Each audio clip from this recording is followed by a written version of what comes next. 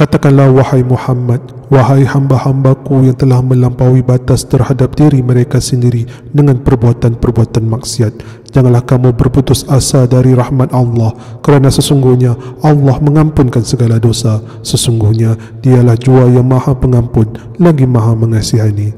Dan kembalilah kamu kepada Tuhan kamu dengan bertaubat serta berserah bulat-bulat kepadanya sebelum kamu didatangi azab, kerana sesudah itu kamu tidak akan diberikan pertolongan. Surah Az-Zumar ayat 53 hingga 54.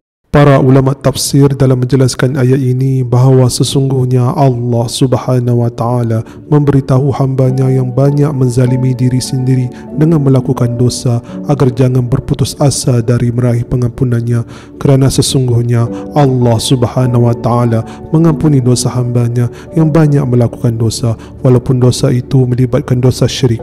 Tidak kiralah berapa banyak pun dosa hambanya itu, Allah Subhanahu wa Ta'ala tetap akan mengampunkannya.